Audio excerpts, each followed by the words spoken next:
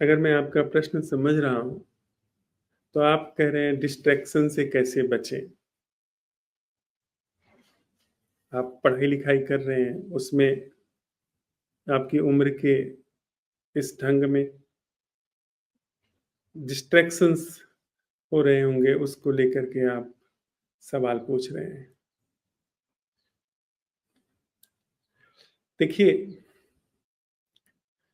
हमको जो सिखाया गया है, वो ऐसे बताया गया है, ऐसे बुद्धि काम करती है कि जो आप करना चाहते हैं, उसके ऊपर कंसंट्रेटेड रहिए। उस पर ध्यान केंद्रित रखिए और अपने दूसरे भटकावों को दूर रखिए। अब हम आप जब ऐसा करते हैं, तो हमारे आपके भीतर एक युद्ध क्षेत्र शुरू हो जाता है, क्योंकि शरीर कुछ और कह रहा है, हमारा मन कुछ और कह रहा है और हमको जो सिखावन दी गई है, वह कुछ और कह रही है। तो एक गंभीर रस्साकसी हो जाती है। हमारी बहुत सारी ऊर्जा उस रस्साकसी में बर्बाद हो जाती है। आप जितना उधर ध्यान लगाएँगे, उतना ही दूसरी तरफ ध्यान खींचेगा। तो पहली बात, जब आप किसी चुनौती का सामना कर रहे हैं, तो चुनौती की निंदा मत करिए, जो कि हम आप सिखाए गए हैं। आप समझिए, उसके पूरे विज्ञान को समझिए और उसकी प्रशंसा भी मत करिए।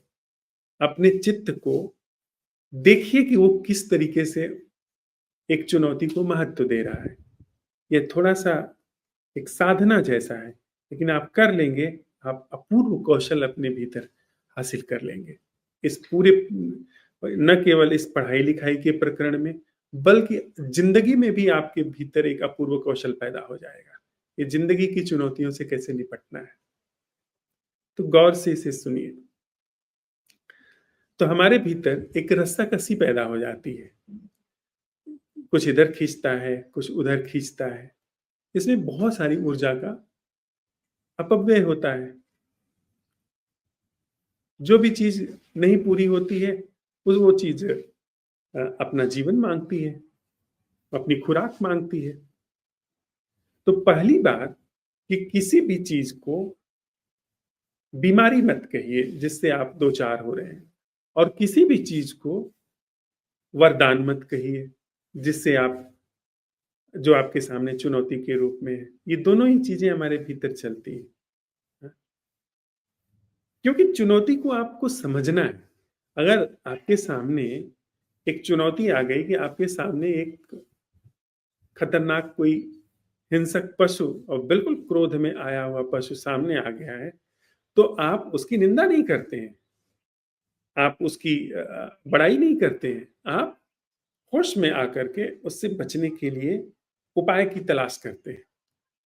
उसको समझते हैं, उसका रुख समझते हैं। एक अगर विषधर सर्प है आपके सामने, तो आप उसके रुख को भाँपते हैं, उसकी चाल, वो कितनी तेज़ी से आपको ऊपर हमला कर सकता है और आप कितनी तेज़ी से पीछे हट सकते हैं या बच सकते हैं, उन सब का आप आकलन अनुमान करते हैं, पढ़ते हैं, दी गई स्थिति को पढ़ते हैं।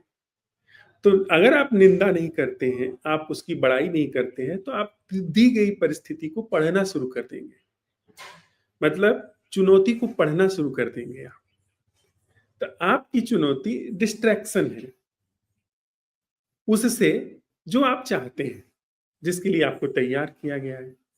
तो क्या ऐसा संभव है कि इस डिस्ट्रैक्शन को आप पढ़ सकें चुपचाप? निंदा न करें उसकी, बड़ाई न करें। थोड़ा शुरू में ये कठिन लगेगा, लेकिन आप अगर करेंगे तो ये सिद्ध हो जाएगा। न निंदा करिए, न निंदकों से आप प्रभावित होइए, जो कि आपके आस-पास होंगे, आपके साहित्य में होगा, आपके रील्स और शॉर्ट में होगा। आप अपने जीवन की बागडोर अपने हाथ में लीजिए। न निंदकों के साथ रहिए, न निंदा से प्रभावित होइए, न प्रशंसकों के साथ रहिए, न प्रशंसा से प्रभावित होइए। चुनौती का अध्ययन करिए और विचार से अध्ययन मत करिए। वह एक बड़ा ट्रैप है। उसको समाप्त करने की चेष्टा किए बिना, समाप्त करने की चेष्टा, वो आपको रिजल्ट की तरफ ले जाकर के पटकती है कि मैं किस तरीके से डिस्ट्रैक्शन से मुक्त हो जाऊं। तो आप डिस्ट्रैक्शन के से मुक्त होने की तरफ ज्यादा ध्यान देंगे, न कि डिस्ट्रैक्शन को पढ़ने में ध्यान देंगे। अपनी पूरी ऊर्जा डिस्ट्रैक्शन को पढ़ने में लगाइए, उसमें पूरा का पूरा होश में उसको पढ़िए कि आपके भीतर क्या हो रहा है, किस तरीके से अचानक आपके भीतर विचार आच्छादित हो जाते हैं, किस तरीके से आपके शरीर में परिवर्तन होता है, किस तरीके से अचानक आपके मूड्स बदलने लगते हैं। उसको बस सिर्फ पढ़िए, उसको सही गलत ठहराए बिना सिर्फ पढ़िए। अगर आप सही गलत ठहरा रहे हैं तो फिर आप हस्तक्षेप कर रहे हैं चुनौती में, चुनौती को खुद कहने नहीं दे रहे हैं। अभी देखिए ना, हम लोग संवाद कर रहे थे, तो किसी भी चीज से सीधे संवाद करने का मतलब है खुद को चुप कर देना। जैसे मुझे अगर इस पौधे के साथ संवाद करना है, तो मुझे अपने भीतर पौधा नाम, फूल नाम, यह फला फूल है, रातरानी का फूल है, यह सारे नाम, ये सारे हस्तक्षेप चुप रख देने होंगे। तो फिर हमारे और मेरे और उसके बीच में जो सीधा प्राकृतिक संवाद है, वो उघड़ पाएगा, वो खिल पाएगा।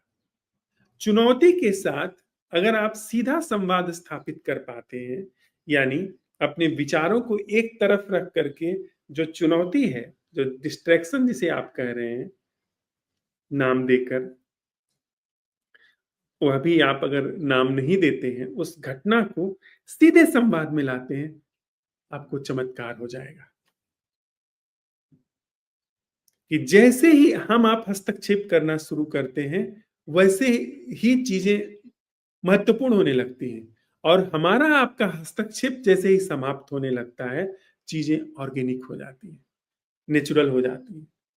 और अगर आप उसके साथ बने रहे, यह कौशल आपके पास सिद्ध होने लगा, जो निश्चित हो जाएगा। आप जरा गौर से, जब आप इस सवाल को पूछ रहे हैं, यदि इस जगह तक आ गए हैं पूछने में, तो आप करेंगे तो हो जाएगा। वह कौशल आपके पूरे जीवन का कौशल हो जाएगा। जीवन की किसी भी चुनौती में आप उस कौशल को मांझ दीजिए, सिर्फ उसको देखिए, दी गई चुनौती का सिर्फ ठीक से अध्ययन होने दीजिए। करिए मत अध्ययन, करने में आप टीका टिप्पणी करते हैं, अध्ययन होने दीजिए।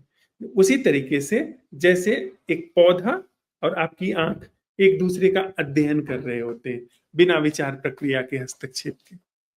एक बार कभी जैसे आप साइकिल चलाना सीखते हैं, एक बार पैडल पूरा घूम गया और दोनों पैरों पे सध गया, फिर आप संतुलन बना लेते हैं साइकिल का। हाँ? ऐसे ही अगर आपसे एक बार यह चीज सध गई कि जो चीज है, जो चुनौती है, उसको कैसे पढ़ा जाए, तो दुनिया में आपको किसी क्रंच की जरूरत नहीं पड़ेगी, किसी वैसाखी की जरूरत नहीं पड़ेगी। आपको एक अनमोल, अचूक रामबाण अस्त्र मिल गया।